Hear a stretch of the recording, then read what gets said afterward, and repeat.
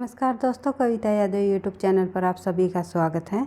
संपूर्ण हिंदी विषय की तैयारी को आगे बढ़ाते हुए आज की क्लास में हम करेंगे हिंदी भाषा का उद्भव और विकास। आज की क्लास होगी भाई हमारी मैराथन क्लास। मैराथन क्लास के माध्यम से हम जो है हिंदी भाषा के उद्भव और विकास के अंतर्गत पश्चिमी हिंदी और पूर्वी हिंदी के अंतर्गत इन सभी बोलियों के संबंध में उन सभी महत्वपूर्ण तथ्यों को देखेंगे जो कि परीक्षाओं में पूछे जाते हैं। और अन्य जो हमारे ये 3 रह जाएंगे इनको हम जो है नेक्स्ट क्लास में करेंगे मैराथन पार्ट 2 के अंतर्गत। तो देख लेते हैं भाषा विज्ञान के अंतर्गत हिंदी भाषा का उद्भव और विकास किस प्रकार से हुआ, कौन कौन सी या जो 5 उपभाषाएं हमारी निकल कर आए और उनके अंतर्गत कौन सी बोलियां निकली और उनसे संबंधित किस प्रकार से परीक्षा में प्रश्न पूछे जाते हैं। सभी तथ्यों की जानकारी के साथ जो है आज की क्लास हम शुरुआत कर लेते हैं। सबसे पहले हिंदी की उपभाषाएं तथा उनकी बोलियों से। तो हिंदी की जो उपभाषाएं और उनकी बोलियां हैं इनसे संबंधित जो है हर एक परीक्षाओं में आपको प्रश्न देखने को मिलेंगे। एनटीए नेट की परीक्षा हो या फिर जो है टीजीटी पीजीटी परीक्षा हो, किसी भी स्टेट की टीजीटी पीजीटी परीक्षा या अन्य कोई भी परीक्षा हो जिसमें हिंदी साहित्य से संबंधित प्रश्न पूछे जाते हैं, उन सभी के लिए ये क्लास काफ़ी मददगार साबित होगी। एक तरह से जो है आपके लिए हिंदी भाषा के उद्भव और विकास का जो ये टॉपिक है उसके लिए ये हमारी ये जो क्लास होगी आपके लिए रामबाण सिद्ध होगी। तो शुरुआत कर लेते हैं आज की मैराथन क्लास की। तो हिंदी भाषा के उद्भव और विकास से संबंधित हिंदी की जो उपभाषाएं तथा उनकी बोलियां हैं उनको समझने की कोशिश करते हैं। तो हिंदी के अंतर्गत आने वाली 5 उपभाषाएं हैं। कौन सी 5 उपभाषाएं, कौन कौन सी है वे 5 उपभाषाएं? और ये वो है पश्चिमी हिंदी, पूर्वी हिंदी, राजस्थानी, बिहारी और पहाड़ी। और इनके अंतर्गत जो है उनकी बोलियां हैं। मतलब जैसे पश्चिमी हिंदी से निकली खड़ी बोली हरियाणवी, ब्रजभाषा, बुंदेली और कन्नौजी। और पूर्वी हिंदी से निकली ये अवधी, बघेली, छत्तीसगढ़ी। और राजस्थानी हिंदी से निकली मारवाड़ी, जयपुरी को ढूंढारी भी कहते हैं भाई, मेवाती और मालवी। उसके बाद बिहारी हिंदी से निकली भोजपुरी, मैथिली, मगही। फिर पहाड़ी हिंदी से निकली गढ़वाली, कुमायूनी और नेपाली। इससे संबंधित हमेशा परीक्षाओं में प्रश्न पूछे जाते हैं।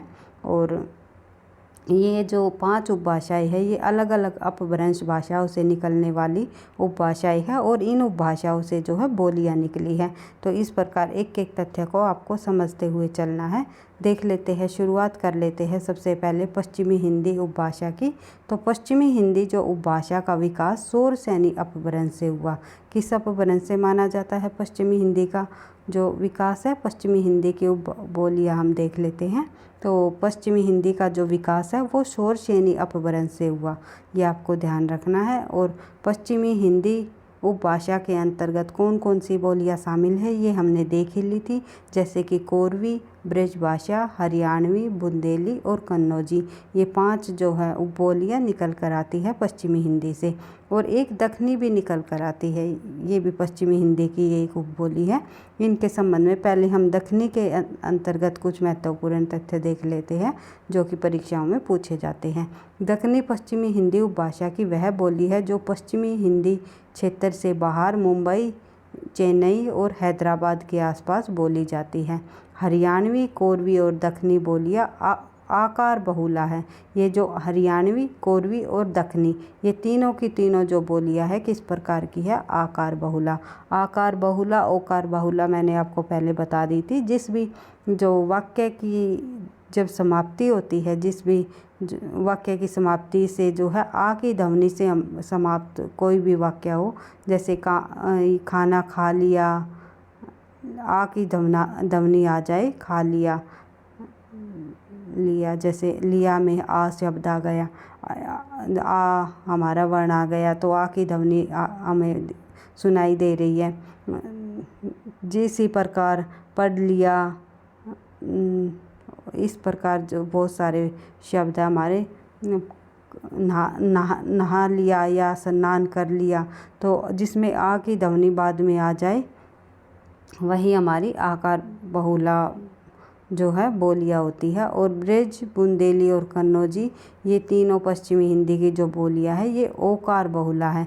इनके वाक्य के अंत में ओ की ध्वनि आती है, जैसे कि खा लियो, कर लियो, गयो, तो इस तरह जो ओ की ध्वनि आएगी वो हमारी आएगी ओकार बहुला बोली, और जो है आकार बहुला में आ की ध्वनि से हमारा वाक्य समाप्त होगा। तो देख लेते हैं आगे। अगला जो पॉइंट है, हरियाणवी, कोरवी और दक्षिणी बोलियों पर पंजाबी का प्रभाव अधिक है। जो हरियाणवी बोली है और कोरवी बोली है, कोरवी जो है खड़ी बोली को कहते हैं। भाई ये पूछा जाता है कई बार परीक्षाओं में कि खड़ी बोली का दूसरा नाम बताइए, तो खड़ी बोली का दूसरा नाम है कोरवी। और दक्षिणी बोली, ये तीनों की तीनों बोलियां है, इस पर पंजाबी का प्रभाव अधिक है। उसके बाद आगे देख लेते हैं। भाषा विज्ञान की दृष्टि से बुंदेली और कन्नौजी ब्रज भाषा की ही बोलियां हैं। जो बुंदेली और ब्रज भाषा विज्ञान की दृष्टि से बुंदेली और कन्नौजी, ये दोनों पश्चिमी हिंदी की जो बोलियां हैं वे ब्रज भाषा की ही बोलियां मानी जाती है। ये भाषा विज्ञान की दृष्टि से माना गया है। तो देख लेते हैं आगे। अगला जो हमारा तथ्य है, दक्षिणी हिंदी। दक्षिणी हिंदी के संबंध में जब हम पढ़ रहे थे तो दक्षिणी हिंदी की उत्पत्ति शोरसेनी अपभ्रंश से हुई। ज़्यादातर विद्वान दक्षिणी हिंदी को पश्चिमी हिंदी की बोली मानते हैं, और दक्षिणी हिंदी का विकास दिल्ली के आसपास से हुआ।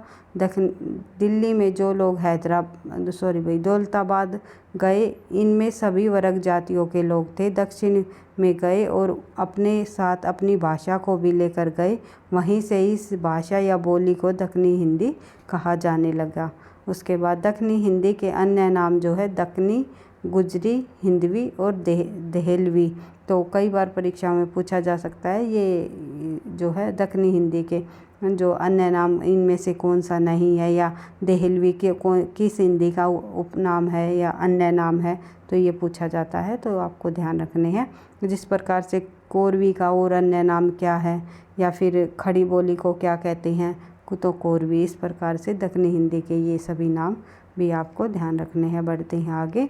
दक्षिणी हिंदी की बोलियाँ, दक्षिणी हिंदी की कौन कौन सी बोलियाँ हैं, ये है हैदराबादी, बिपुरी, बिटरी और गुलबर्गी, ये सभी दक्षिणी हिंदी की बोलियाँ हैं। उसके बाद दक्षिणी हिंदी के प्रमुख क्षेत्र कौन कौन से हैं, आंध्र प्रदेश, कर्नाटक व मद्रास। दक्षिणी हिंदी की विशेषताएं कौन कौन सी हैं, ये देख लेते हैं।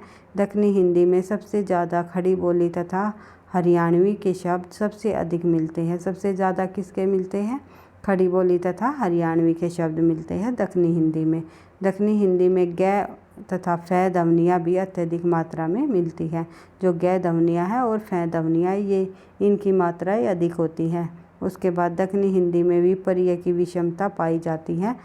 मतलब जैसे मतबल, यानी विपर्य का मतलब विपरीत कर दिया जाता है। उल्टा शब्द, जो कोई शब्द है उसको उल्टा करके बोला जाता है। जैसे मतलब को जो है मतबल बोल दिया जाता है। तो विपरीतता की जो विशेषता है किस हिंदी के अंतर्गत मिलती, इनमें से किस में मिलती है, तो आपको ध्यान रखना दक्षिणी हिंदी में विपर्यता की जो विशेषता हमें पाई जाती है, विपर्य का कर देना। तो उसके बाद देख लेते हैं दक्षिणी हिंदी के दो प्रमुख जो लेखक हुए हैं, कई बार परीक्षाओं में पूछा जाता है।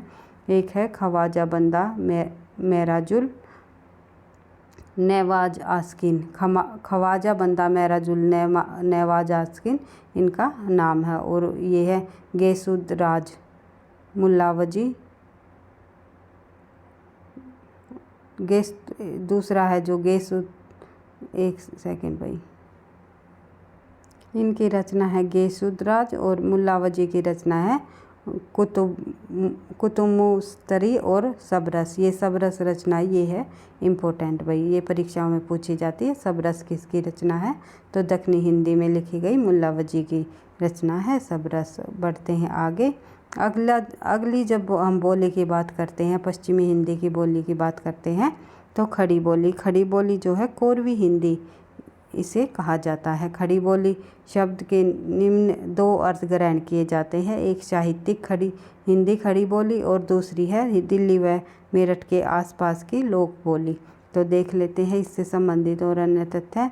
वर्तमान में खड़ी बोली शब्द का प्रयोग दिल्ली व मेरठ के आसपास की लोक बोली के लिए अधिक किया गया। यह प्राचीन काल व कुरुज प्रदेश होने के कारण इसे खड़ी कोरवी कहा जाता है। तो प्राचीन काल का कुरुज प्रदेश होने के कारण इसका नाम क्या पड़ा, को और भी पढ़ा। खड़ी बोली में खड़ी शब्द के नियमानुसार अनेक अर्थ ग्रहण किए गए हैं। देख लेते हैं कौन कौन से। जैसे खड़ी शब्द का अर्थ खरी अर्थात शुद्ध होता है। इस बोली में वर्ण यानी गणों की खड़ी पाई यानी कि चिन्ह हो है भाई, ये थोड़ा टाइपिंग मिस्टेक हो गया। तो गणों की खड़ी पाई का प्रयोग अधिक किया जाता है। जैसे कि क, ख, ग इत्यादि जो है ये खड़ी बोली के शब्द हमें देखने को मिलते हैं। जो है हरियाणा जैसे प्रांतों में इसके उच्चारण में ध्वन्यात्मक खड़ापन पाया जाता है, अतएव खड़ी बोली कहा जाता है। इसलिए ही इसे खड़ी बोली कहा जाता है। इनका अलग अलग मानना है। खड़ी बोली जो शब्द है वो इसकी जो अर्थ ग्रहण करने के जो कारण है, शुद्ध होने के कारण इसे खड़ी बोली कहा जाता है। खरी होने के कारण अर्थात शुद्ध होने के कारण। और जो है दूसरा जो है हरियाणा में जो खड़ी जो बोली का जो उच्चारणों का जो ध्वन्यात्मक वो विशेषता पाई जाती है उसमें खड़ापन पाया जाता है, इसलिए खड़ी बोली कहा जाता है। और एक और देख लिया हमने कारण कि खड़ी बोली में जो है खड़ी पाई के जो शब्द होते हैं, खड़ी पाई के जो वर्ण होते हैं उनके आधार पर ही इस बोली को खड़ी बोली कहा जाता है। तो कई कारण हैं। तो खड़ी बोली का जो प्रयोग है दिल्ली, मेरठ, सहारनपुर, मुरादाबाद, देहरादून, मुजफ्फरनगर, बिजनौर, रामपुर व आसपास का क्षेत्र माना जाता है। और साहित्यिक रूप इस बोली में नाटक, लोककथा, लोकगीत इत्यादि की रचना पर्याप्त मात्रा में हुई। हिंदी के लिए खड़ी बोली का प्रयोग सर्वप्रथम मुंशी लल्लू लाल के द्वारा स्वरचित प्रेम सागर की भूमिका में किया गया। उसके बाद गिलक्राइस्ट महोदय ने खड़ी बोली को टकसाली कहकर पुकारा है। कई बार पूछा जाता है कि खड़ी बोली को टकसाली भाषा किसने कहा, तो गिलक्राइस्ट ने। खड़ी बोली को टकसाली भाषा गिलक्राइस्ट ने कहा। खड़ी बोली हिंदी के सर्वप्रथम प्रतिष्ठित कवि अमीर खुसरो माने जाते हैं। खड़ी बोली के सर्वप्रथम कवि जो है अमीर खुसरो माने जाते हैं। उसके बाद उत्तर भारत में खड़ी बोली को अपने साहित्य का माध्यम बनाने वाले सर्वप्रथम साहित्यकार माने जाते हैं गंग कवि जो है जिसे गंग भाट कवि के नाम से भी जाना जाता है। और चंद छंद बरबन की महिमा, ये पूरा जो इनकी रचना है चंद छंद बरबन की महिमा, जो कि 17वीं शताब्दी में लिखी गई। तो ये जो गंग कवि जो है खड़ी बोली को अपने साहित्य का माध्यम बनाने का सर्वप्रथम लेखक माना जाता है। जो यानी कि कहने का मतलब है कि खड़ी बोली के जो सबसे प्रथम रचना जो है कौन सी मानी जाती है, चंद छंद बरबन की महिमा, जो कि गंग कवि द्वारा लिखी गई। बढ़ते हैं आगे। अगला प्रश्न हमारा वही तथ्य है हमारा, देख लेते हैं। क्योंकि हम अधिक से अधिक प्रश्नों का अभ्यास करते हैं तो इसीलिए बार बार जो है प्रश्न का ही ध्यान आता है कि हम प्रश्नों को कर रहे हैं। आज हम जो है मैराथन क्लास कर रहे हैं भाषा विज्ञान से संबंधित, जिसमें कि आपको हर एक पॉइंट देखने को मिलेंगे भाषा विज्ञान के उद्भव और विकास से संबंधित, जो कि आपको कहीं पर भी एक पुस्तक में नहीं मिलेंगे। जो है बहुत सारी पुस्तकों के संग्रह से जो है मैंने यहाँ पर आपके लिए भाषा विज्ञान जो के अंतर्गत हिंदी भाषा के उद्भव और विकास से संबंधित टॉपिक को यहाँ पर लिया है। तो देख लेते हैं, आगे बढ़ते हैं। और वीडियो भैया पसंद आती है, लगता है आपकी परीक्षाओं के लिए ये मददगार रहेगी, तो प्लीज़ वीडियो को आप लाइक कर दिया करो, क्योंकि आपके लाइक और कमेंट से ही नेक्स्ट क्लास बनाने का मोटिवेशन भी मिलता है। और अधिक से अधिक अपने दोस्तों के साथ शेयर भी किया करो। तो देख लेते हैं। आचार्य रामचंद्र शुक्ल के अनुसार दक्षिण भारत में खड़ी बोली में साहित्य सर्जन करने वाले प्रमुख साहित्यकार मुल्ला वजी करने वाले प्रमुख साहित्यकार जो है मुल्ला वजी जो है उनकी रचना है सबरस, जो कि 1635 ईस्वी में व कुतुब मुस्तरी माने जाते हैं। यानी कि अगर दक्षिण भारत के खड़ी बोली के प्रथम साहित्यकार पूछ लिया जाए तो मुल्ला वजी को आपको बताना है। दक्षिण भारत के प्रथम जो खड़ी बोली संबंधी रचना पूछ ली जाए तो सबरस को बताना है। और जो है मुल्ला वजी द्वारा लिखी गई। इनकी ये 2 रचनाएं हैं। तो ये खड़ी बोली के प्रथम दक्षिणी भारत के खड़ी बोली के प्रथम साहित्यकार के रूप में प्रसिद्ध हुए हैं। बढ़ते हैं आगे। अगला है आचार्य रामचंद्र शुक्ल के अनुसार शुद्ध व परिमार्जित खड़ी बोली के सर्वप्रथम गद्य लेखक माने जाते हैं राम प्रसाद निरंजनी। अगर खड़ी बोली के सबसे प्रसिद्ध जो है सर्वप्रथम खड़ी बोली के गद्य लेखक जिन्होंने गद्य की रचना की है भाई, तो वे रहे हैं राम प्रसाद निरंजन, तो जिन्होंने जो है भाषा योग वशिष्ठ की रचना की 1741 ईस्वी में भाषा योग वशिष्ठ की इन्होंने रचना की। उसके बाद जो है शुद्ध व परिमार्जित खड़ी बोली का प्रयोग करने वाले द्वितीय गद्य लेखक माने जाते हैं पंडित दौलत राम। पद्म पुराण 1761 में इन्होंने रचना की पद्म पुराण की। और दूसरे जो है गद्य लेखक माने जाते हैं खड़ी बोली के शुद्ध व परिमार्जित खड़ी बोली शब्दों का जो इन्होंने अपनी रचनाओं में प्रयोग किया है। उसके बाद बात करें आगे। खड़ी बोली यानी कि गद्य रचना के प्रवर्तन व विकास में फोर्ट विलियम कॉलेज कोलकाता स्थापना वर्ष 1800 ईस्वी संस्था का जो है विशेष योगदान रहा। कहने का मतलब ये है कि खड़ी बोली जब गद्य की रचनाएं की जाने लगी तो उसमें जो है 1800 ईस्वी में फोर्ट विलियम कॉलेज कोलकाता का जो है एक विशेष अपना योगदान रहा। तो देख लेते हैं। डॉक्टर नागेंद्र के अनुसार खड़ी बोली का नाम प्रयोग साहित्यिक हिंदी, उर्दू, हिंदुस्तानी आदि की आधार भाषा व आज की साहित्यिक हिंदी के लिए भी होता है। और 19वीं शताब्दी में खड़ी बोली गद्य का प्रवर्तन करने वाले 4 प्रमुख लेखक माने जाते हैं। कौन कौन से 4 प्रमुख लेखकों ने खड़ी बोली जो गद्य का प्रवर्तन किया है वो हैं सबसे पहले मुंशी लल्लूलाल, उसके बाद जिन्होंने रचना की है प्रेम सागर की, फिर सैदल मिश्र, उसके बाद देख लेते हैं जिन्होंने सैदल मिश्र ने रचना की है नासितोपख्यान की या चंद्रावती भी इनकी रचना का नाम है। फिर है मुंशी सदा सुखलाल जिसे नियाज नाम के भी जानते हैं, सुख साबकर इनकी रचना है। फिर है सैयद ईशा अल्लाह खां जिनकी रचना है रानी केतकी की कहानी। ये सभी रचनाएं इन्होंने जो है खड़ी बोली में की हुई है। तो कई बार पूछा जाता है निम्नलिखित में से खड़ी बोली की रचना कौन सी नहीं है, इनके अलावा कोई और अन्य रचना दे दी जाती है। तो इन सब 4 रचनाओं को आपको ध्यान रखना है। इन 4 लेखकों के नाम को भी आपको ध्यान रखना है। कई बार ये प्रश्न भी पूछा जाता है निम्नलिखित में से जो है खड़ी बोली के विकास क्रम में या खड़ी बोली गद्य के प्रमुख लेखकों में से कौन शामिल नहीं है, तो ये आपको ध्यान रखना है। इन 4 को मुंशी सदा सुखलाल जो कि फोर्ट विलियम कॉलेज में इन्होंने जो है अपना योगदान दिया था। तो उन मुंशी सदा सुखलाल, उसके बाद सैदल मिश्र और ईशा अल्लाह खां, ये 4 और मुंशी लल्लूलाल, सैदल मिश्र, मुंशी सदा सुखलाल और जो है ईशा अल्लाह खां, ये सभी लेखक जो है खड़ी बोली गद्य के में अपनी जो है एक अहम भूमिका निभाते हैं। बढ़ते हैं आगे।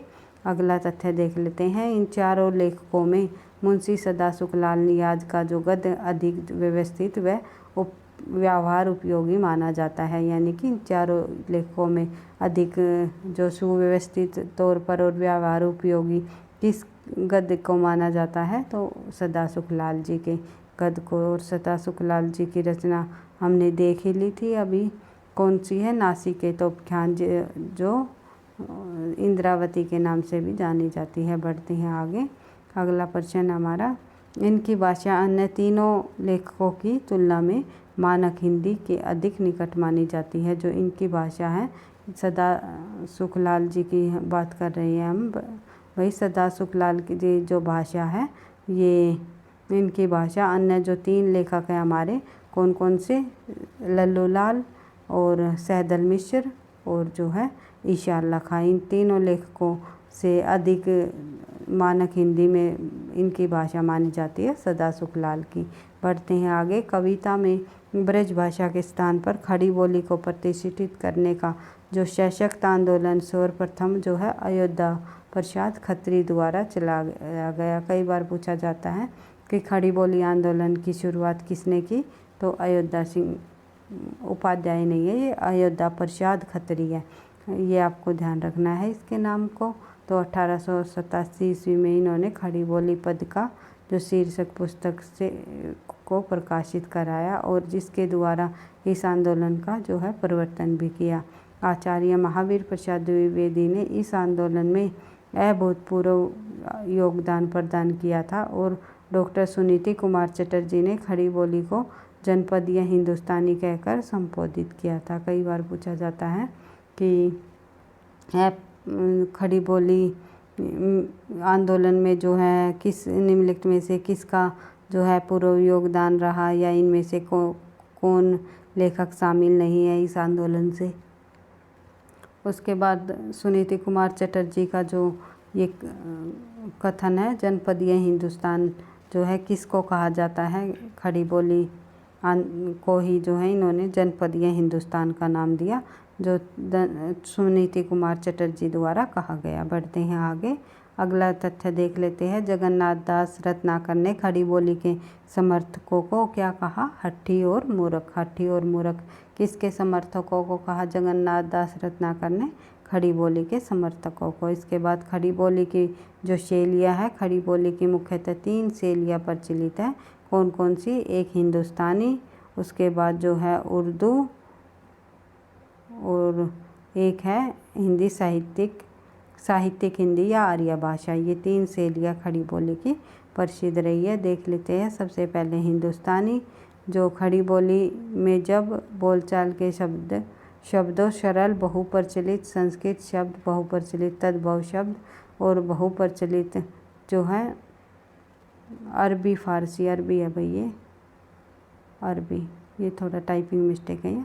तो अरबी फारसी तुर्की जैसे आधारभूत शब्दावली का प्रयोग किया जाता है तब उसे हिंदुस्तानी कहते हैं। यानी कि प्रेमचंद की रचनाओं में यही शैलियाँ में देखने को मिलती हैं।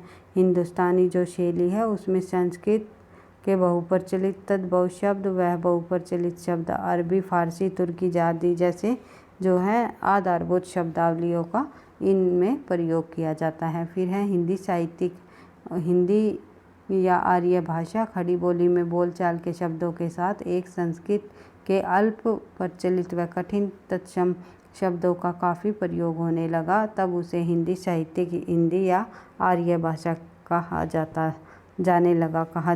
उसके बाद देख लेते हैं आगे, जयशंकर प्रसाद की रचनाओं में यही शैली प्रयुक्त होती है। यानी कि हमने हिंदुस्तानी जो पूछा जाता है, जैसे मुंशी प्रेमचंद जी से संबंधित अगर कुछ तथ्य दे दिए जाए तो उनमें दे दी जाए कि मुंशी प्रेमचंद जी द्वारा जो रचनाएं हैं उनमें खड़ी बोली की कौन सी शैली प्रयोग की जाती है, जैसे कि साहित्यिक हिंदी, आर्य भाषा या फिर जो है हिंदुस्तानी।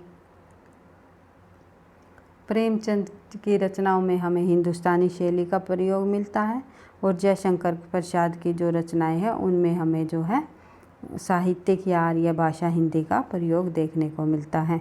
बढ़ते हैं आगे, अगली जो शैली है वो है उर्दू यानी कि जयान ए उर्दू मुल्लाहा। यानी खड़ी बोली में जब बोलचाल के शब्दों के साथ अरबी फारसी तुर्की के अल्प प्रचलित या कठिन शब्दों का बहुत प्रयोग होने लगा है तो उसे उर्दू कहते हैं। उर्दू मूलतः जो है तुर्की भाषा का शब्द है तथा इसका अर्थ होता है शाही शिविर या खेमा। सांप्रदायिक आग्रह के कारण 1847 ईस्वी में उर्दू को सारे देश की अदालती भाषा घोषित किया गया है, ये भी आपको ध्यान रखना है। उसके बाद देख लेते हैं अगला जो हमारी भाषा है बोली है भाई ब्रज बोली जो पश्चिमी हिंदी के अंतर्गत ही निकल कर आई। खड़ी बोली अथवा कोरवी के संबंध में अब मुख्य तथ्य हमने देख लिए। अब देख लेते हैं ब्रज भाषा से संबंधित। तो डॉक्टर नागेंद्र जी के अनुसार इसका विकास शोरसेन या अपभ्रंश के मध्यवर्ती रूप से हुआ। उसके बाद देख लेते हैं ब्रज भाषा का जो शाब्दिक अर्थ है पशुओं या गौओं का समूह अथवा चरागाह जो है ग्रहण किया जाता है ब्रज भाषा का शाब्दिक अर्थ। उसके बाद बात करें आगे, पशुओं की प्रधानता होने के कारण यह क्षेत्र ब्रज कहलाया। किस कारण कहलाया यह क्षेत्र ब्रज, क्योंकि इसमें पशुओं की अधिक प्रधानता थी। पशुपालन की अधिक प्रधानता होने के कारण जो है यह जो क्षेत्र है वो ब्रज कहलाया। वहाँ बोली जाने वाली भाषा को ब्रज कहा गया है और ब्रज भाषा के प्रयोग का क्षेत्र भरतपुर, धौलपुर, आगरा, मथुरा, अलीगढ़, बरेली, मैनपुरी, एटा, बदायूं आदि आसपास का जो क्षेत्र है वो जो है ब्रज भाषा के प्रयोग का क्षेत्र माना जाता है। पढ़ते हैं आगे। अगला जो है इनका जो साहित्यिक स्वरूप है वो इस भाषा में मुख्यतः अष्टचाप, कृष्ण भक्त कवियों व उनके अन्य कवियों द्वारा प्रचुर साहित्यिक रचना, विशेषतः मुक्तक काव्य में जो है रचनाएं की गई। बढ़ते हैं आगे। उसके बाद देख लेते हैं हम अगली पश्चिमी हिंदी की बोली हरियाणवी। हरियाणवी के संबंध में जो मुख्य तथ्य परीक्षा में पूछे जाते हैं उनको भी हम देख लेते हैं। हरियाणा यानी हरियाणवी, हरियाणा शब्द निम्नलिखित उत्पत्ति परक अर्थ ग्रहण किए जाते हैं। देख लेते हैं क्या क्या अर्थ निकलता है हरियाणा से। हरि आन आ अर्थात भगवान कृष्ण का यान इधर से होकर गुजरने के कारण ही जो है इसका नाम, इस क्षेत्र का नाम जो है हरियाणा पड़ा। उसके बाद देख लेते हैं हरिअरण्य। हरिअरण्य अर्थात हरा है ये जो वन, जो वन हरा होता है, जहाँ इस स्थान पर बहुत ज़्यादा हरे हरे वन रहे थे, इसी कारण यहाँ पर जो है इसको हरियाणा कहा गया। और तीसरा कारण है अहीर आना यानी कि हरियाणा, यानी कि इसकी जब हम छंद विशेष करते हैं तो अहीर आना हो जाएगा। तो हरियाणा को जब अहीर आना शब्द से हम जो समझे तो जैसे राजपूताना, तेलंगाना आदि क्षेत्र, वैसे ही जो है अहीर जाति बाहुल्य क्षेत्र होने के कारण हरियाणा कहा जाता है। इस क्षेत्र में अहीर जाति का अत्यधिक बाहुल्य क्षेत्र माना जाता है। बढ़ते हैं आगे। देख लेते हैं हरियाणा के प्रयोग का क्षेत्र संपूर्ण हरियाणा प्रदेश व दिल्ली का देहाती भाग माना जाता है। उसके बाद डॉक्टर नगेंद्र के अनुसार हरियाणा का विकास उत्तरी शोरसेनी अपभ्रंश से पश्चिमी रूप में हुआ। और साहित्यिक स्वरूप जब हम बात करें तो इस बोली में केवल वहाँ का जो है लोक साहित्य ही सर्जन। उसके बाद देख लेते हैं आगे भाई। हरियाणा या हरियाणवी का विकास उत्तरी शोरसेनी अपभ्रंश से के पश्चिमी रूप से हुआ। ये हमने देख ही लिया था। शोरसेनी अपभ्रंश से ही ये 5 पश्चिमी हिंदी निकली और पश्चिमी हिंदी से ये 5 उपबोलियाँ निकल कर आई। हरियाणवी, कन्नौजी, बुंदेली, ब्रजभाषा और खड़ी बोली।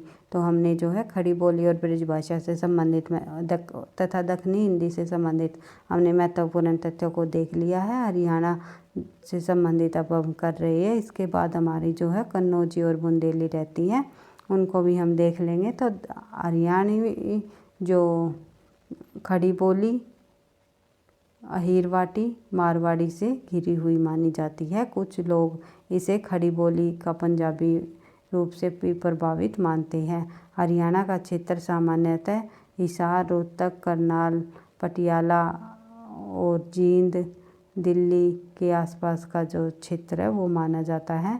हरियाणा और वहाँ की बोली को हरियाणवी कहते हैं। और हरियाणा में लोक साहित्य पर्याप्त मात्रा में है, परंतु लिखित साहित्य का अभाव रहा है। ये पूछा जा सकता है हरियाणा से संबंधित जो मुख्य विशेषताएं दे दी जाती है और उनमें ये लिख दिया जाएगा हरियाणा में जो है लिखित साहित्य प्रचुर मात्रा में हमें मिलता है, तो ये गलत हो जाएगा हमारा, क्योंकि हरियाणा में लिखित साहित्य का अभाव हमें देखने को मिलता है। तो डॉक्टर धीरेन्द्र वर्मा ने हरियाणवी की जो स्वतंत्र बोली, हरियाणवी को जो स्वतंत्र बोली न मानकर खड़ी बोली का ही एक जो है उपरूप मान लिया है। और जॉर्ज ग्रियर्सन ने हरियाणवी को बांगरू नाम दिया है। हरियाणवी को जो है बांगरू भी कहा जाता है। और बांगरू नाम किसने दिया है हरियाणवी को? वो दिया है जॉर्ज ग्रियर्सन ने। इस क्षेत्र में जाटों का जो है बाहुल्य है, अतः इस बोली को जाटू बोली भी कहते हैं। यानी कि जो वहाँ के क्षेत्र की बोली है उसको क्या कहते हैं? बांगरू जाटू बोली कहते हैं। तो देख लेते हैं आगे। अगला जो हमारी बोली है वो है कन्नौजी। कन्नौजी शब्द संस्कृत कन्याकुब्ज से विकसित है। और कन्याकुब्ज जो है कन्नौज यानी कि कन्नौज जो है ये शब्द इस प्रकार से बना है। कन्नौज पद का पुराना नाम जो है पांचाल था और कन्नौजी बोली का जो क्षेत्र माना जाता है। और उसके बाद कन्नौजी ब्रज भाषा में इतनी अधिक समान थी कि ब्रज भाषा ही की एक उपबोली मान लिया जाता है। तो कई बार परीक्षाओं में पूछा जाता है निम्नलिखित में से इनमें से कौन सी बोली को जो है ब्रज भाषा की ही उपबोली मान लिया जाता है, वो है कन्नौजी। कन्नौजी का शब्द रूप कन्नौज, फर्रुखाबाद, इटावा में भी जो है बहुत अधिक मिलता है हमें। उसके बाद देख लेते हैं अन्य क्षेत्र के अंतर्गत आएंगे। कन्नौजी जो है अवधी, ब्रज, बुंदेली आदि से प्रभावित मानी जाती हैं। जो कन्नौजी बोली है वो अवधी, ब्रज, बुंदेली से प्रभावित मानी जाती है। डॉक्टर दीनेंद्र वर्मा के अनुसार कन्नौजी को ब्रज भाषा का ही एक रूप मान लिया जाता है। ये तथ्य हम कर चुके हैं। कन्नौजी में शव मध्य है के लोप की प्रवृत्ति पाई जाती है, यानी कि जब हम कोई शब्द देखते हैं तो करहु होगा तो उसे हम क्या बोलेंगे कन्नौजी में करऊ, यानी कि है का यहाँ पर लोप हो गया है। और कही हो को बोलेंगे कहियो। इस प्रकार से बढ़ते हैं आगे। ब्रज के अंतिम यो तथा वो के स्थान पर कन्नौजी में अधिकांश स्थलों पर ओ मिलता है, जैसे गयो, गौ, खाली गो बोल देंगे। फिर है भयो को हम उस खाली भो बोल देंगे। गायों को खाओ बोल देंगे। इस प्रकार से जो है जिसमें हमें है के वर्णों का लोप मिलता है। यो तथा वो के स्थान पर केवल ओ की मात्रा केवल ओ वर्ण को ही रख दिया जाता है। तो ये हमारी कन्नौजी जो बोली है उसकी कुछ विशेषताएं है। हर एक बोलियों से संबंधित कहीं ना कहीं परीक्षा में एनटीए नेट की परीक्षा हो या टीजीटी पीजीटी परीक्षा हो उनमें पूछ लिया जाता है निम्नलिखित में से इस बोली की कौन सी विशेषता नहीं है या कौन सुमेलित नहीं है। इस प्रकार से प्रश्न बनते हैं और आजकल जो है अधिक प्रश्न समझ बेस पर ही बनने लगे हैं। तो उसी आधार पर हम अपनी तैयारी को आगे बढ़ा रहे हैं। तो देख लेते हैं अगली जो बोली है वो है बुंदेली। बुंदेली बोली ब्रज, उत्तर प्रदेश तथा मध्य प्रदेश की सीमा के झांसी, जालौन, हमीरपुर, बांदा, छतरपुर, ग्वालियर, भोपाल, ओरछा, नरसिंहपुर, सिवनी, होशंगाबाद उसके निकटवर्ती भूभाग को जो है बुंदेलखंड तथा इसकी बोली को जो है बुंदेलखंडी या बुंदेली कहा जाता है। उसके बाद देख लेते हैं आगे। बुंदेला राजपूतों के आधिपत्य के कारण इस क्षेत्र का जो नाम है बुंदेलखंड पड़ा है। और लाल कवि ने छत्रसाल बुंदेले की आज्ञा से जो है बुंदेली में छत्र प्रकाश नामक की भी रचना की है। और पद्माकर और केशवदास जी का जो संबंध है बुंदेलखंड से रहा है। कई बार पूछा जाता है पद्माकर का संबंध कहाँ से है, तो पद्माकर का जो संबंध है वो बुंदेलखंड से और केशवदास जी का भी जो संबंध है वो बुंदेलखंड से माना जाता है। परंतु उनके ग्रंथों को जो है भाषा बुंदेली प्रभावित ब्रज भाषा ही रही है। उसके बाद देख लेते हैं आगे। बुंदेली में लोक साहित्य पर्याप्त मात्रा में उपलब्ध है। इसमें ईशूरी के फाग बहुत अधिक प्रसिद्ध है। कई बार पूछा जाता है ईशूरी के फाग निम्नलिखित में से किसके साहित्य में अधिक प्रसिद्ध हुए, तो बुंदेली, ये आपको ध्यान रखना है। उसके बाद बात करें आगे। हिंदी प्रदेश की प्रसिद्ध लोक गाथा आल्हा मूलतः बुंदेली की एक उपबोली बनाफरी में लिखा गया। और डॉक्टर धीरेन्द्र वर्मा के अनुसार जो है बुंदेली कन्नौजी के समान ब्रज की एक उपबोली मानी जाती है। ये हमने शायद पहले पढ़ ही लिया था। बुंदेली में जो है 10 स्वर जैसे ए, आ, ई, उ, ए, ओ, और ओ, तो इनके जो अनुनासिक रूप में हमें देखने को मिलते हैं। जैसे अंगूठा, ऊँठा को जो है अंगूठा, ये बुंदेली में लिखा हुआ ऊँठा और इसको अंगूठा बोलेंगे हम। जिस तरह नाखून को कह देते हैं नो, इस प्रकार से हमें ये बुंदेली में इस तरह के शब्द हमें देखने को मिलेंगे। फिर बात करते हैं आगे। व्यंजनों में महाप्राण से अल्पप्राण की प्रवृत्ति मिलती है। जो ये बुंदेली बोली है इसके व्यंजनों में जो है महाप्राण से जो है अल्पप्राण की और हमारी जो शब्द में उत्पत्ति प्रवृत्ति मिलती है। जैसे कि जीभ को हम जीक बोल देते हैं, जीभ को हम जो है जी नहीं जीभ बोल देते हैं। भाई ये थोड़ा टाइपिंग मिस्टेक है। जीभ बै का क्या हो जाएगा भय, सॉरी भाई भय का हो जाएगा बै, यानी कि ये जो शब्द है ये बुंदेली में है, बुंदेली। और जीभ को हम जो है बै आएगा, जीभ को क्या बोलेंगे बुंदेली में जीभ।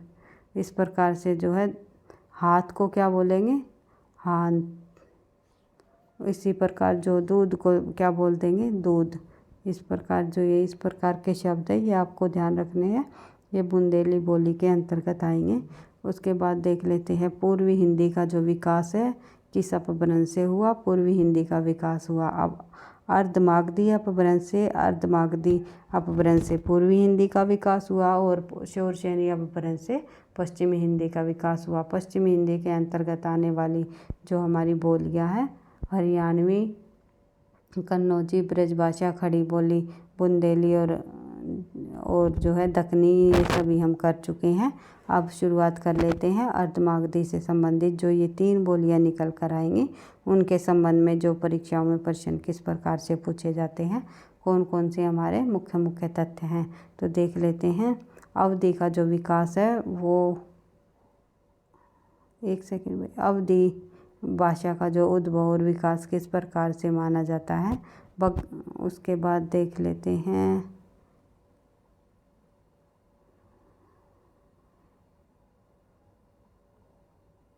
अवधि से संबंधित महत्वपूर्ण तथ्य। अवधि पूर्वी हिंदी की मुख्य बोली है, तो अवधि जो है पूर्वी हिंदी की मुख्य बोली है, पश्चिमी हिंदी की नहीं है, ये आपको ध्यान रखना है। अवधि, बघेली, छत्तीसगढ़ी, इन तीनों को तो आपको बिल्कुल ध्यान रखना है, क्योंकि जब भी परीक्षा में प्रश्न पूछा जाता है इस प्रकार से पूछ लिया जाता है निम्नलिखित में से पश्चिमी हिंदी में कौन सी शामिल नहीं है, तो आपको ध्यान रखना है। अगर ये पता होगा जो है पूर्वी हिंदी में कौन कौन सी शामिल है तो ही आप इस आंसर का जो है सही उत्तर लगा सकोगे। तो देख लेते हैं। अवधि की जो उत्पत्ति है अर्धमागधी से मानी जाती है, तो अवधि के विकास की बात हम कर रहे थे। तो अवधि के अन्य नाम हम देख लेते हैं। बेसवाड़ी, कोसली। बेसवाड़ी और कोसली किसके अन्य नाम हैं? ये अवधि भाषा के, अवधि बोली के अन्य नाम है, बेसवाड़ी और कोशाली। उसके बाद कोसली, भाई कोशाली नहीं कोसली, बेसवाड़ी और कोसली दो इनके अन्य नाम हैं। अवध क्षेत्र में बोली जाने के कारण इनका जो नाम अवधि पड़ा है और अवध का प्राचीन नाम कौशल था, अतः अवधि को कोसली भी कहा जाता है। अवधि के मुख्य क्षेत्र कौन कौन से माने जाते हैं? प्रयागराज, लखनऊ, मिर्ज़ापुर, उन्नाव, रायबरेली, सीतापुर, फैजाबाद, गोंडा, बस्ती, प्रतापगढ़, बांका, बाराबंकी, सुल्तानपुर और फिरोजाबाद, बलरामपुर आदि में ये जो है हमारी अवधि बोली का प्रयोग होता है। उसके बाद अवधि भाषा का विकास जो है 1000 ईस्वी के आसपास माना जाता है। और भोलानाथ तिवारी ने 3 अवधि की 3 बोलियां मानी है। कौन कौन सी मानी है? अगर भोलानाथ तिवारी के अनुसार पूछ लिया जाए तो अवधि की कौन कौन सी 3 बोलियां हैं, इनको भी आपको ध्यान रखना है। नंबर 1 मिर्ज़ापुर, फिर है बेसवाड़ी, फिर है ये है बगोनी। ये जो है 3 अवधि की बोलियां उपबोलियां मानी जाती हैं। इन तीनों को आपको ध्यान रखना है। उसके बाद अवधि की विशेषताओं की बात करें तो देख लेते हैं किस किन शब्दों ध्वनियों में, मतलब किन किन शब्दों में हमें कौन सी ध्वनि पाई जाती है और किन किन शब्दों में किस वर्ण के स्थान पर कौन से वर्णों का प्रयोग होता है। तो देख लेते हैं। अवधि में श के स्थान पर ख ध्वनि का प्रयोग किया जाता है, जैसे कि भाषा को क्या कहेंगे अवधि में? भाखा। इसी प्रकार से अवधि में ड ध्वनि के स्थान पर र की ध्वनि का प्रयोग किया जाता है, जैसे कि झगड़ा को क्या कहेंगे अवधि में? झगड़ा। उसी प्रकार से जो है अवधि भाषा में व के स्थान पर जो है ब का प्रयोग किया जाता है, जैसे हम कह देते हैं वन होता है, वन को कई बार हम जो है वन भी कह देते हैं, वन। तो वन को क्या कहा जाता है? वन।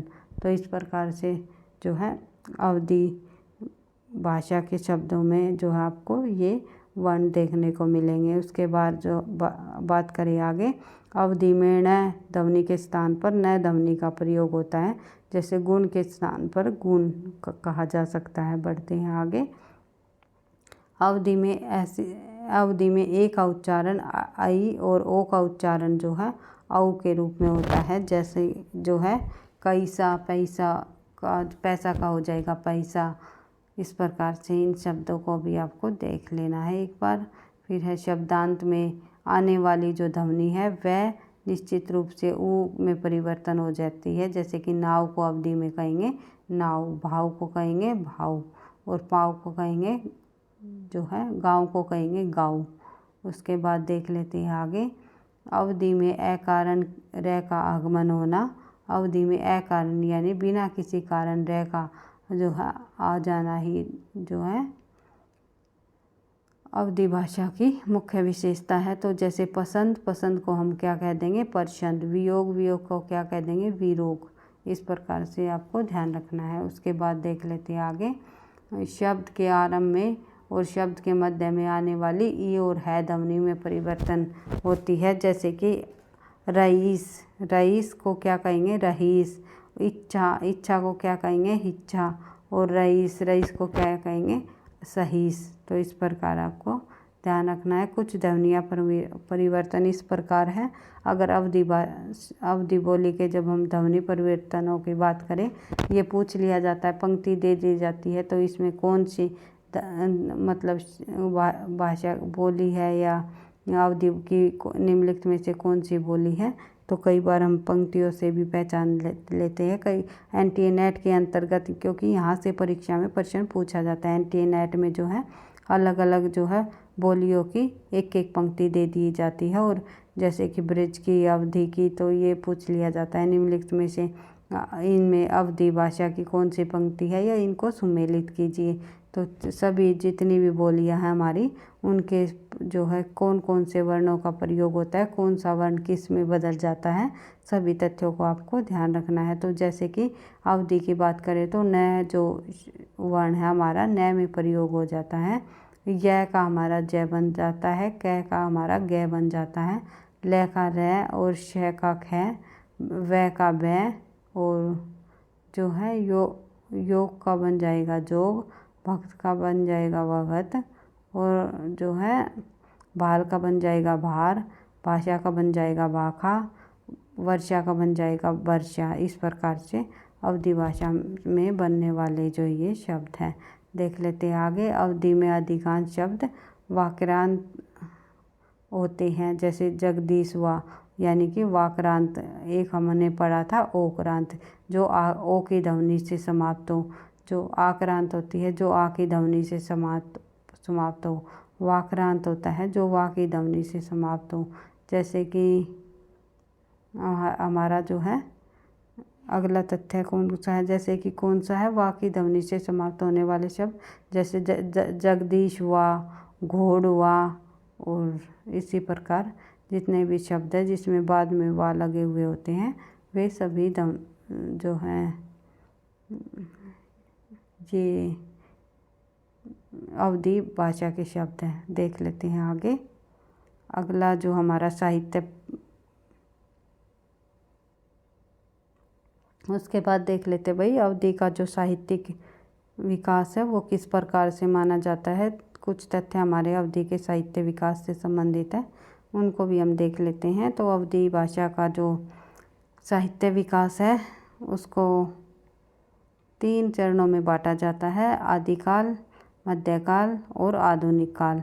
देख लेते हैं आधुनिक जो है अवधि भाषा के साहित्यिक रूप में प्रतिष्ठा सूफ़ी कवियों ने दिलाई थी। और सूफ़ी कवियों में सबसे पहली अवधि भाषा की जो रचना है वो मुल्ला दाऊद की रचना चंदायन को माना जाता है, जो कि इसका जो समय है वो 1379 ईस्वी। बढ़ते हैं आगे, इसके बाद मृगावती, मधुमालती, चित्रावली, पद्मावत आदि सूफ़ी कवियों ने जो है सभी रचनाएं जो है अवधि भाषा में लिखी।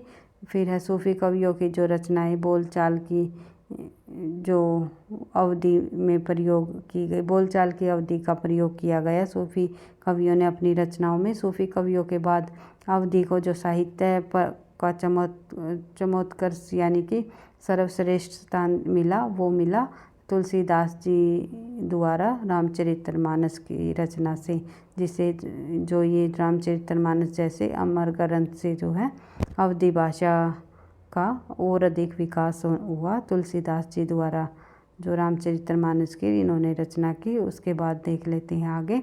तुलसीदास ने अपनी रचनाओं में साहित्य अवधि का प्रयोग किया। इन्होंने जो सूफ़ी कवियों ने कौन सी अवधि का प्रयोग किया था? बोलचाल की अवधि को, बोलचाल की भाषा की अवधि का प्रयोग किया था अपनी रचनाओं में। लेकिन तुलसीदास जी की जो रचनाएं है उसमें साहित्यिक अवधि का प्रयोग हुआ। इस अंतर को आपको ध्यान रखना है, क्योंकि परीक्षाओं में एक एक पॉइंट से एक एक तथ्य से प्रश्न निकलते हैं और वहाँ से हमेशा प्रश्न पूछे जाते हैं। तो ये पूछ लिया जाता है कि जो तुलसीदास जी की रामचरितमानस की भाषा किस प्रकार की थी, कौन सी अवधि थी, यानी साहित्यिक अवधि थी या फिर बोलचाल की अवधि। तो आपको ध्यान रखना है, इन्होंने साहित्य अवधि का प्रयोग किया है, साहित्यिक अवधि का। तो अवधी भाषा की जो प्रथम रचना है वो है चंदायन मानी जाती है। अवधि का प्रथम महाकाव्य पद्मावत को माना जाता है। अवधि का सबसे प्रसिद्ध महाकाव्य जो है रामचरितमानस माना जाता है। ये भी आपको ध्यान रखना है। ये चारों रचनाएं अवधी भाषा से संबंधित कौन कौन सी प्रथम क्या माना जाता है मैंने आपको बता दिया। सबसे प्रथम रचना पूछ ली जाए अवधी भाषा की जो चंदायन, और अवधी भाषा का प्रथम महाकाव्य पूछ लिया जाए तो पद्मावत।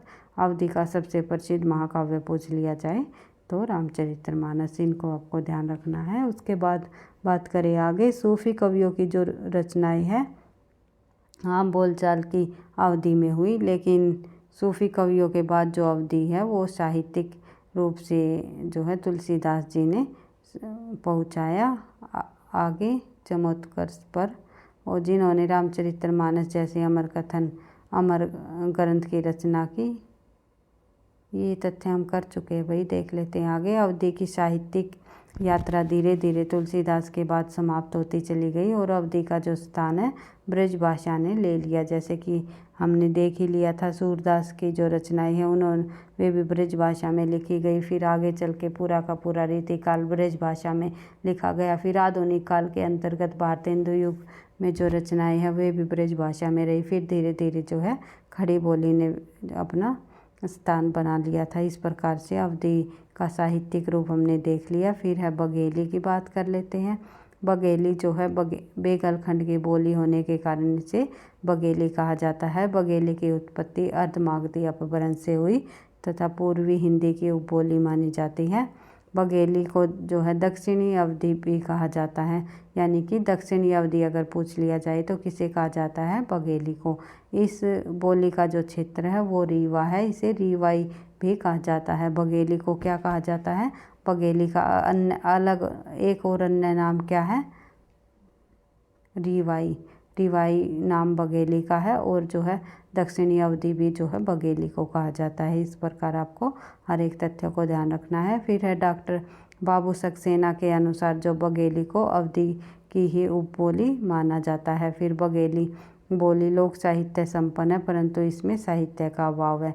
ये पूछा जाता है निम्नलिखित में से कौन सी जो है पूर्वी हिंदी के अंतर्गत आने वाली बोली में साहित्य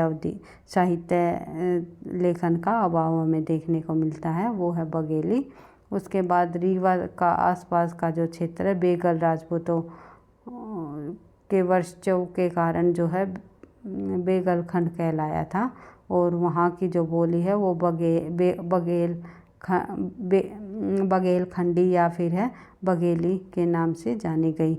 यह बोली मध्य प्रदेश के दमोह और जबलपुर, मांडला, बालाघाट, उत्तर प्रदेश के बांदा, फतेहपुर, हमीरपुर इत्यादि जिलों के कुछ भागों में प्रचलित है। उसके बाद तिहारी, जुडार,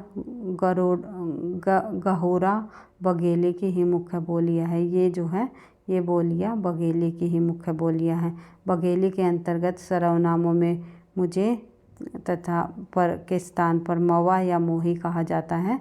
सर्वनाम में अगर हम बात करें तो बघेली में जो है मुझे के स्थान पर क्या कहा जाएगा, मवा या मोही। तुझे के स्थान पर तवा या तोही कहा जाता है। और विशेषण की बात करें तो हा प्रत्यय लगा दिया जाता है, जैसे मरकहा और गंजहा, निकहा और कठा। ये इस प्रकार से जो है हा प्रत्यय लगाकर जो बनने वाले शब्द है वे भी बघेली के अंतर्गत आते हैं। उसके बाद बात करें आगे, बघेली में मोर का मवार, चोर का तवार और पेट का पयाट, देता का दांत आदि जो है रूप प्रयोग होते हैं।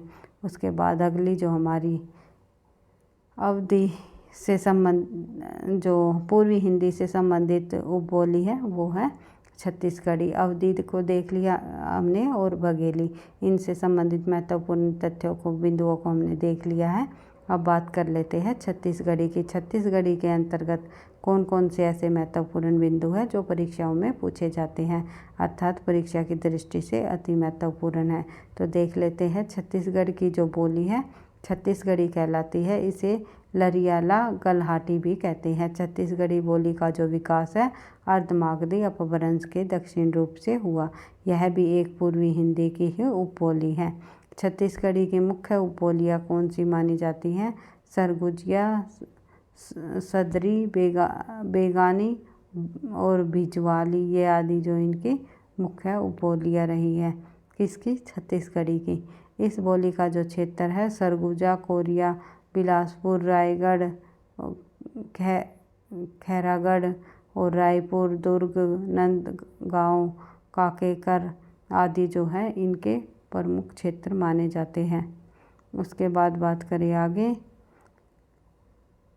छत्तीसगढ़ के कुछ शब्दों में महाप्राणीकरण की प्रवृत्ति हमें देखने को मिलती है। जैसे इलाका को जो है इलाखा कहा जाता है।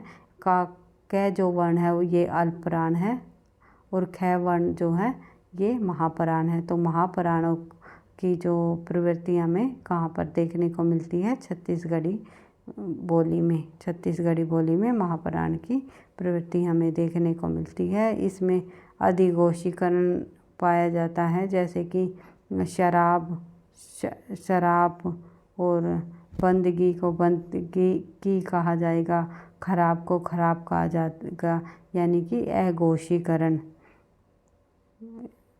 इन शब्दों में हमें देखने को मिलता है।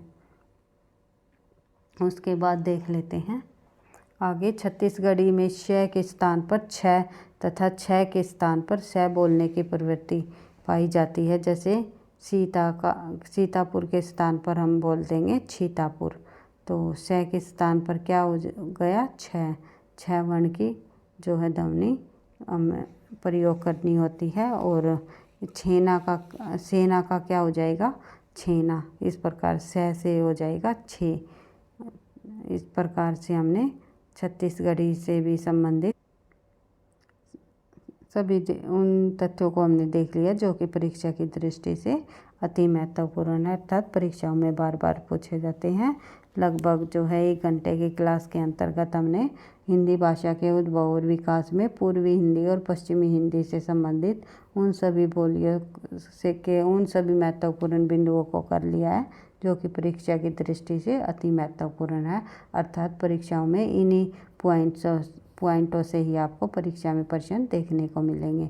NTA NET की परीक्षा हो या कहीं पर भी जो TGT PGT परीक्षा हो या किसी भी परीक्षा में हिंदी विषय से संबंधित, भाषा विज्ञान से संबंधित अगर परीक्षा में प्रश्न पूछा जाए तो आप उसके यहाँ से जो इस क्लास को आप बार बार रिवाइज करके देख सकते हो, या जो है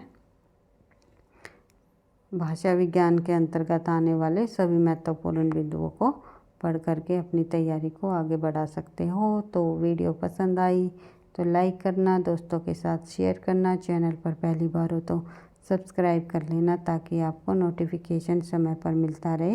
नेक्स्ट क्लास में हम करेंगे राजस्थानी हिंदी। राजस्थानी हिंदी के बाद जो है राजस्थानी हिंदी के अंतर्गत कौन कौन सी बोलियाँ शामिल हैं इन सभी को हम करेंगे, जैसे कि मेवाती, मालवी, मारवाड़ी, जयपुरी या ढूंढाड़ी एक ही नाम है भैया, एक ही बोली है। फिर मेवाती, उसके बाद जो है मालवी, उसके बाद में मारवाड़ी, इनसे संबंधित सभी बिंदुओं को हम करेंगे। फिर बिहारी हिंदी से संबंधित बोलियों को करेंगे। बिहारी हिंदी मागधी अपभ्रंश से निकला है, तो भोजपुरी, मगही, मैथिली जैसे भोजपुरी के अंतर्गत महत्वपूर्ण बिंदु। फिर जो है बघेली के अंतर्गत आने वाले महत्वपूर्ण बिंदु। फिर है मगही के अंतर्गत आने वाले महत्वपूर्ण बिंदु। उसके बाद जो है पहाड़ी हिंदी के अंतर्गत हम खश अपभ्रंश से निकलने वाली पहाड़ी हिंदी के अंतर्गत गढ़वाली, नेपाली, कुमायूनी, ये इन सभी बोलियों को हम करेंगे। नेक्स्ट क्लास में हम कंप्लीट कर देंगे भाई इन सभी हिंदी भाषा के उद्भव विकास से संबंधित जो टॉपिक हमारा ये बोलियों के संबंधित कि किस शोर श्रेणी अपभ्रंश से कौन सी उपभाषा निकली और कौन सी उपभाषा से कौन सी बोलियां निकली। तो यहाँ से प्रश्न आपको परीक्षा में अवश्य ही देखने को मिलता है। हर परीक्षाओं में यहाँ से प्रश्न पूछा जाता है। 2-3 प्रश्न आपको इस क्लास से आपको देखने को मिलेंगे अवश्य ही। तो आप फिर एक बार कहना चाहती हूँ कि वीडियो पसंद आई, लाइक करना, दोस्तों के साथ शेयर करना, चैनल पर पहली बार हो तो सब्सक्राइब कर लेना ताकि नोटिफिकेशन आपको समय पर मिलता रहे। पढ़ते रहना, आगे बढ़ते रहना। थैंक यू, धन्यवाद।